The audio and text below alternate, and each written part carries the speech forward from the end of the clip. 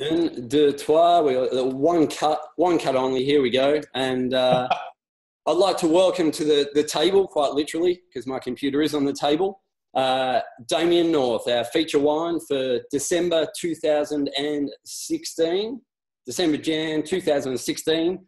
Damian North, winemaker and managing director at Journey Wines in the Yarra Valley. So thank you for joining me, Mr. Damian North. Thanks for having me, Mr. Thompson. Absolute pleasure. Absolute pleasure. And look, I guess I should fess up that we've known each other for some time now. What, 2006 or 6? Yes, the start of 2006, I started at Lewin Estate in Margaret River, where you had already been working for a while, I believe. Yeah, that's correct. Yeah, absolutely. So, we've been through a journey of sorts with each other as well. So it's great to reconnect here today. Thanks, mate. Yeah.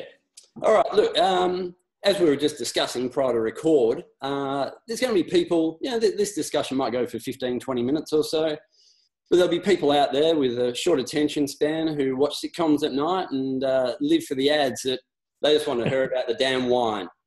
So just to open up, if you could give us a bit of a rundown of your 2015 Journey Pinot Noir from the Yarra Valley. Sure. Yeah.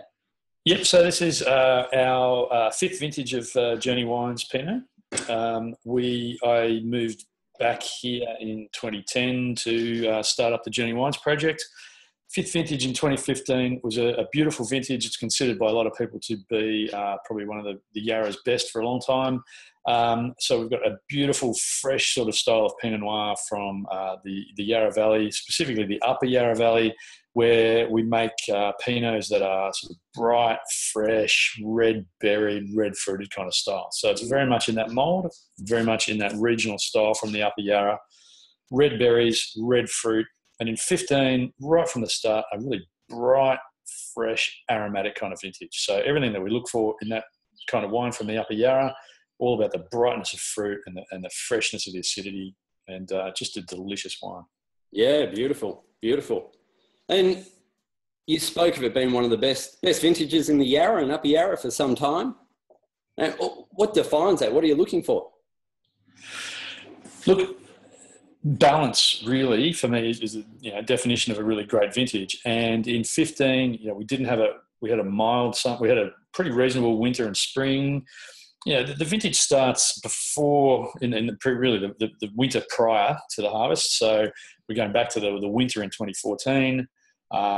Good rainfall in the winter, nice conditions in the spring. So we got a good crop on the vines.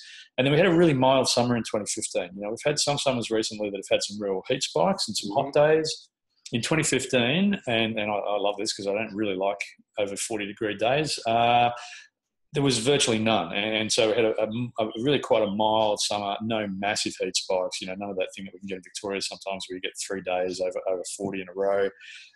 So just beautiful balance. And then the season, as we come to the last bit of the ripening, before we pick the grapes, normally we'd be looking to pick around the first week of March. We had some really nice weather then, just slowed things down. So just really easy vintage, easy ripening. We could pick it just whenever we liked. There's no bad weather coming, so we had to pick anything like that. So just could get the grapes exactly when we wanted.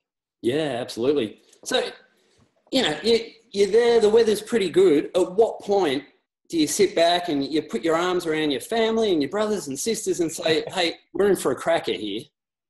It's funny. Someone was just asking me a similar question the other day, saying, when do you know it's a good vintage? Yeah. I said, well, the day I get the actual grapes in the bin into the winery, because up until then it can still go wrong. And we've all been in the business a long time. We've seen this happen. I've been a couple of years ago. We had a Chardonnay block here, beautiful looking crop, and it got hailed on 2 days before we were going to pick it. So, until that last minute when it's actually picked and actually in the bins and the truck even arrives safely at the winery, the truck could go off the road. Things can happen. Yeah. Until the bins actually get offloaded at the winery in good condition, then there's still potential. And that's agriculture. That's the joy of agriculture. Yeah, for sure. The joy, nicely phrased.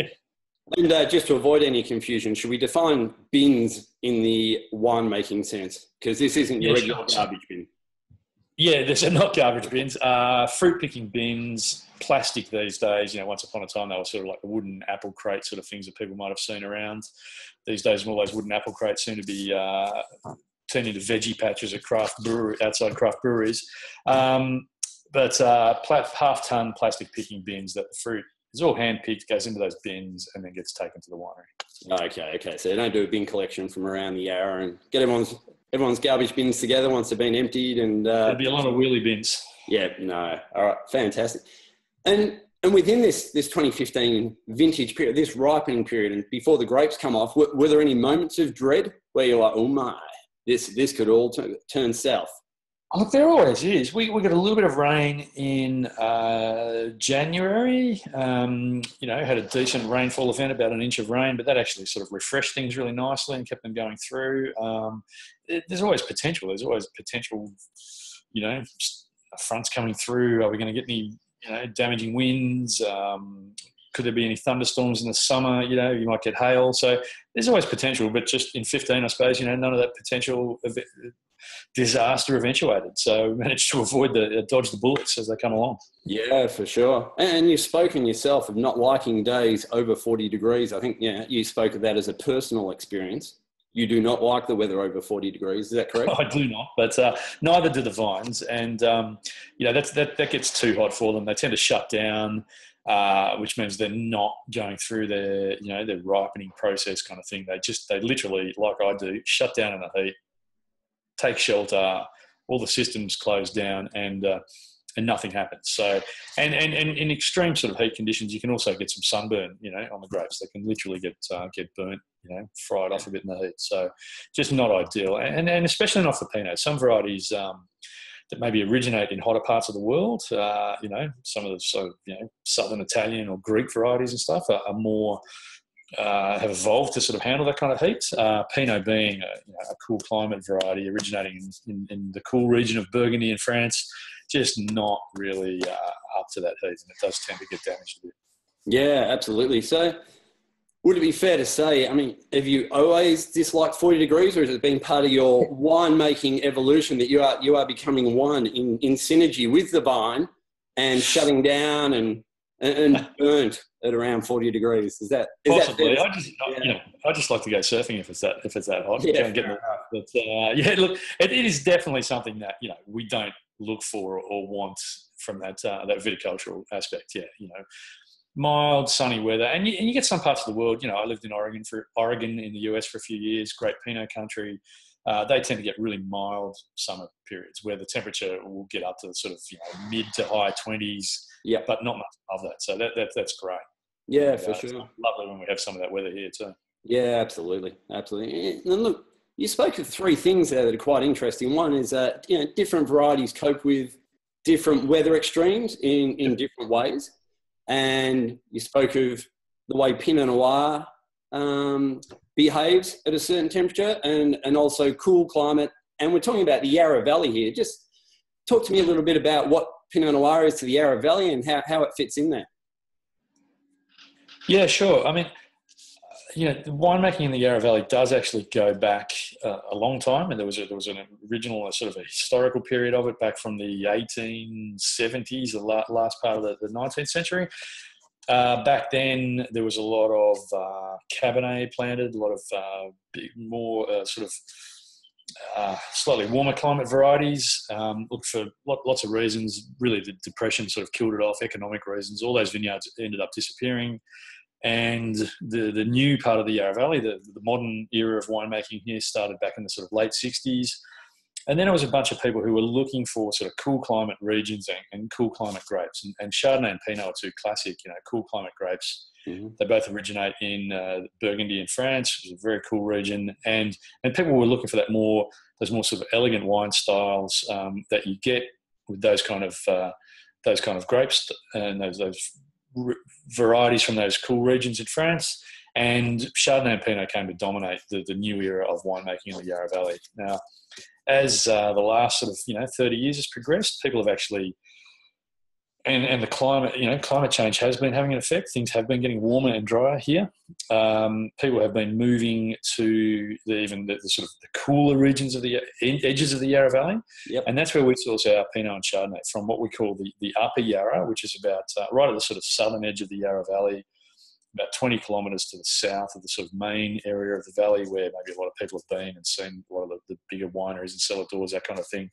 There are quite a few vineyards that were planted sort of down in the hills, really originally to make sparkling wine, so growing Pinot and Chardonnay to make Australian sparkling wine. Yep. For that, you want really cooler regions. You don't need as much ripeness, so they figured that was a good place to do it. As the sort of vines have got some age and winemaking has evolved here, these days really everyone's sourcing their best Pinot, particularly from down in those really cool parts of the Yarra Valley, what we call the Upper Yarra. Yeah, okay, fantastic. And does Journey Wines itself have any plans for the warmer part of the Yarra and some Cabernet Sauvignon in the future, or sticking to the three varieties, I believe, at the moment of Pinot, Chardonnay and Shiraz? Well, the Shiraz we actually source from up in Heathcote. So that's where we go, when we want something warmer for a grape like Shiraz that does like a warmer and drier climate than we have here. I like to source that from a couple of hours further north. Yarra Valley Cabernet, we've both had experience making Cabernet in Margaret River. That was obviously a big part of what we did there. 5 years of making Cabernet at Lewin Estate. It's a lot of Cabernet experience. Yeah. But look, there's some good sites in the Yarra Valley, some of those warmer sites, but it's a tough sell on the market, to be honest, Yarra Cabernet, and not something I'm really keen to rush into at the moment. Yep. Yeah, sure. You do have that. There's one thing about it. There's the viticultural aspect. There's also the the sort of market's acceptance of that variety in a particular region, and that's why we stick to things that have a really great association. Yarra Valley Chardonnay, Yarra Valley Pinot, Heathcote Shiraz. Yeah, absolutely. I personally believe that's a very wise decision. There may be people who don't believe that, but it seems to make intuitive sense, doesn't it? That you'd source the best grapes from the best regions for growing them.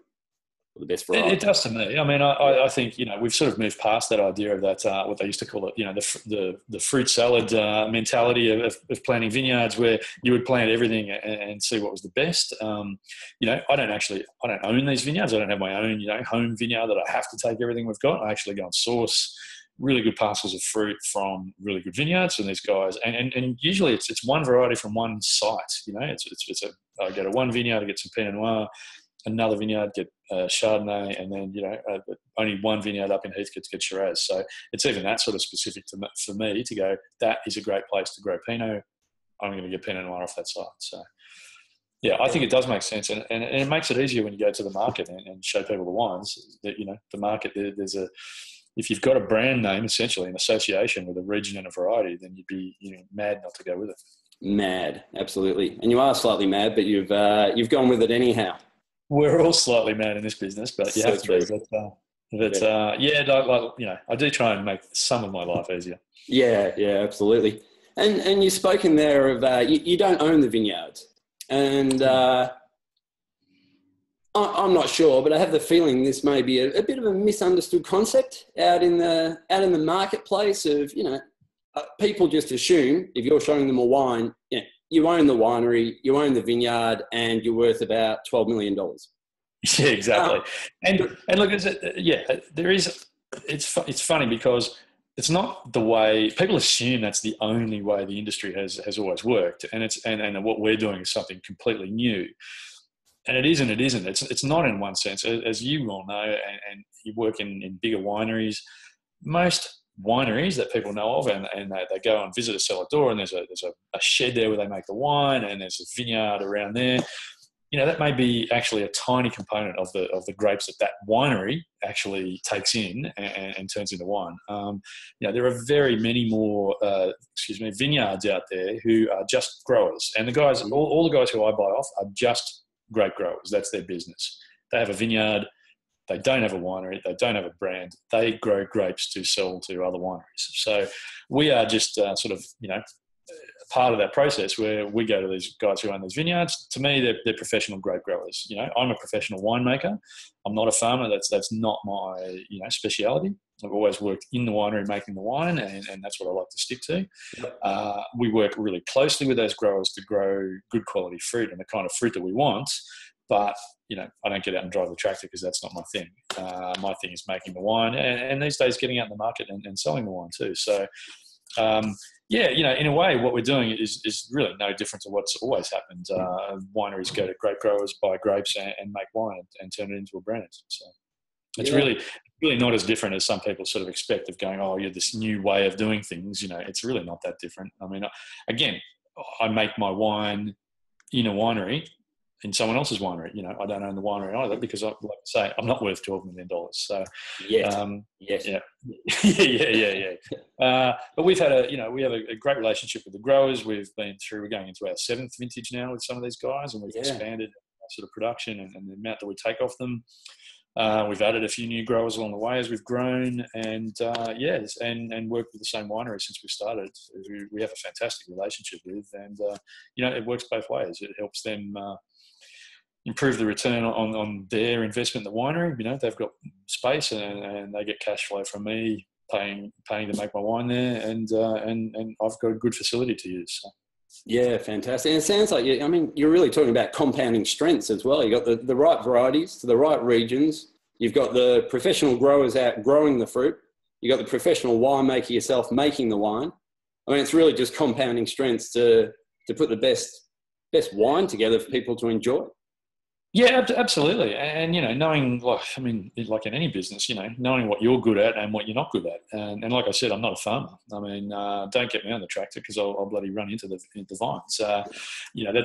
That's asking for trouble. So, but like I said, I've been a winemaker. Last year was my 20th vintage that I've done around the world. So that's what I've always done, since I started studying and became a winemaker. I was a sommelier before that originally, but that's what I've always done. The challenge for me, maybe in this new business with Journey Wines, the project has been not just, the winemaking side, actually going out then and selling the wine and trying to create a brand. That's been the challenge that I've taken on in this project. Yeah, fantastic. Well, 20 vintages, that's a lot of vintages. You spoke of being a sommelier beforehand. This is all reflected in the labels of Journey Wines. Did you just want to talk us through that journey? Yeah, absolutely. So, and there's a series of lino cuts on the labels, which I commissioned an artist to do, which really tell the story of my journey as a winemaker. So there's 6 different prints.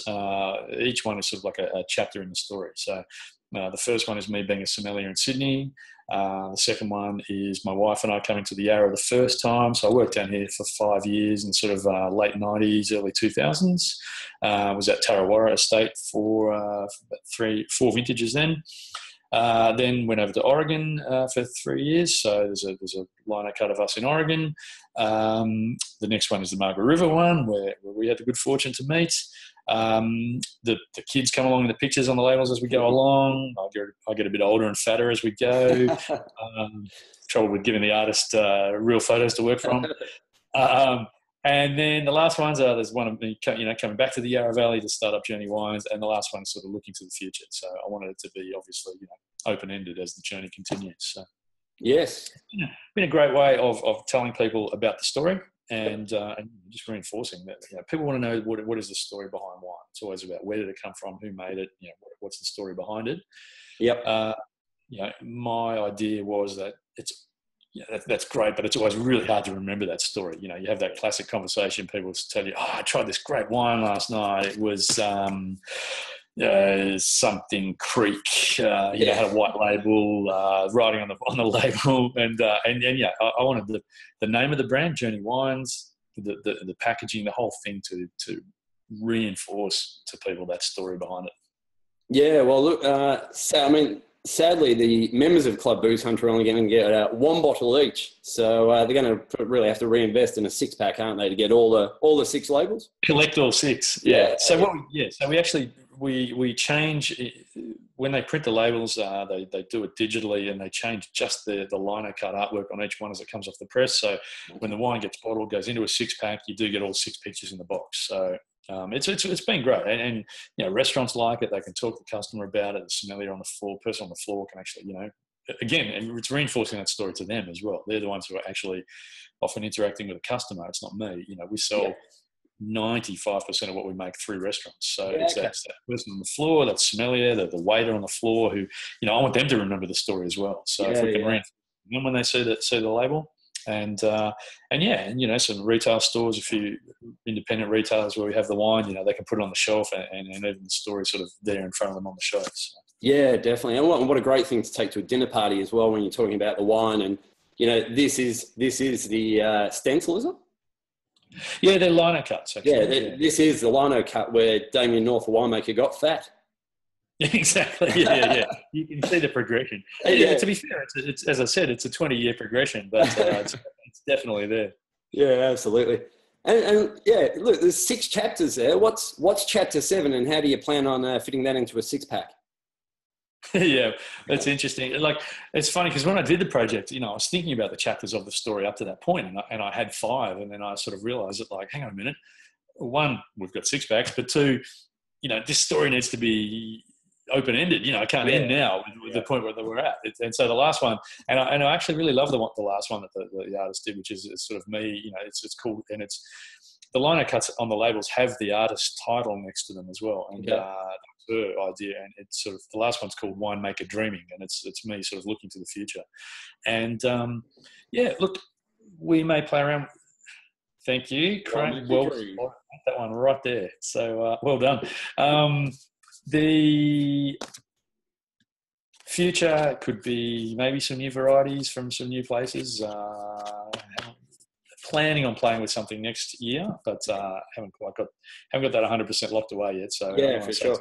But also we have bottled for the first time in 2015 a tiny amount of a single vineyard Pinot too. So that's going to be released early next year. So little things playing around there. Definitely single vineyard sort of Pinot and probably Chardonnay. And then maybe a little more, other varieties from other, if we can get, again, the right thing we like from the right region. Yep. And then who knows from there? Yeah, absolutely. Open-ended, as you say. Yeah, for sure. It never stops, and you never stop learning. You never stop wanting to try new things and seeing new things. I mean, the one thing I do have as far as that, varieties from regions is that I have to be able to, they have to be close enough to me here. I live in the Yarra Valley, that I can go and inspect the vineyards, taste the fruit, and make the picking decisions. So, could we do a Margaret River Chardonnay, as part of the journey of being through Margaret River? Well, only if we just completely hand it off to someone else. And to me, that doesn't have the sort of integrity of what I'm trying to do. So even with the fruit, up in Heathcote, it's 2.5 hours away, that vineyard from here. Yeah. But it's close enough that I go up and coming up to the picking time, it's like at least once a week, even closer at the end, to go and walk through the vineyards, see the fruit, see the vineyard, taste the fruit, and sample it myself so I can make the picking decisions. So that to me is that sort of, that crucial factor that we can't let go of. Yeah. And so it does draw a sort of circle around, through an area in Victoria that we can get to and from in a decent time to look at the fruit. Yeah, definitely. But the future's still exciting, hey? And it's that mix between integrity and commercial viability and just keeping it real. Yeah, absolutely. That's a and this is for me. It's a real business, and we're trying to make a go of it, and that's hard in this business. It's a very competitive business, but it's exciting, and we've been getting lots of great recognition for the brand, and just getting it out there. And so just sort of continuing to add to that, not to do anything radically different, but if we can add little bits along the way that work, then for sure. Yeah, absolutely, and you keep producing quality product like this, and that momentum builds. So. Yeah, of course. Look, the wine quality always has to be there. That's always got to be the factor that you're keeping in mind. That's paramount. You got to make the best wine you can possibly make. Yeah. Seasons change, things come and go. Like we said, it's agriculture that you're relying on. But the wine quality's always got to be up there. Yep. So there was a segue there which I've forgotten. But I know the question it prompted, and that is, it's a little more existential, this one. Excellent. If you were not making wine, if Journey Wines ended today, what would you be doing? Be nice if there was a little bit of lying on a beach in between the next whatever's next. But I still, I love that. I love restaurants. I love that restaurant scene. That's one thing I really love about selling the wine ourselves. Going to restaurants in we sell that wine Melbourne, Sydney. I'm heading up to Brisbane and Noosa tomorrow for a couple of days. I love going and seeing what people are doing in restaurants around the place. So it would honestly probably be something in that scene, in hospitality, wine bar, restaurant, something like that. So that could still definitely happen. It doesn't mean Journey Wines has to finish for that, but at the moment, it's full focus on after 5 years of sort of of getting Journey Wines established. But if there was to be a Journey Wines wine bar down the track somewhere, that would be pretty cool, I reckon. Yeah, definitely, and I'm sure you can make that happen. Now, I might finish on this question, if that's okay with you. Sure. You haven't heard the question, but you're giving me permission. Well, I haven't got much choice. All right. I'm in a restaurant drinking this 2015 Journey Wines Pinot. Yep. Who am I drinking it with, and what track should be playing at the time? What music? Oh, man. Drinking it with, I don't know. Drink it with someone you love. Drink it with a friend. That's what I think. That's one thing I do love about winemaking is sharing it with people who your friends, people you're close to. It's an amazing thing to be able to share something with that you've created with someone you feel that connection with. Tracks playing in the background. Talking Heads. There you go. Bit of something with a bit of style to it, a bit of elegance, but some complexity and some interest. Yeah, fantastic. I'm going to have to look up some more Talking Heads again. I'm not sure whether David Byrne necessarily epitomised that at the time, but brilliant band. Well, look, thank you very much. Thanks for the chat. And look, I really look forward to the feedback from the Club Booth Hunter members. Absolutely. And happy if they want to get in touch directly with me too. Yeah, fantastic. Well, might even invite you into the closed Facebook group for the month. So if anyone wants to field you a question on there, they can. And cool. Yeah. All right. Awesome, mate. Excellent. Thanks, Ben. And I'll chat very soon. Excellent, mate. You happy with that? I'm happy. I know he's happy. Excellent. Now, we'll record all this, but I'll see if I can get it off record and say a more personal goodbye. Excellent. Stop recording. That'd be the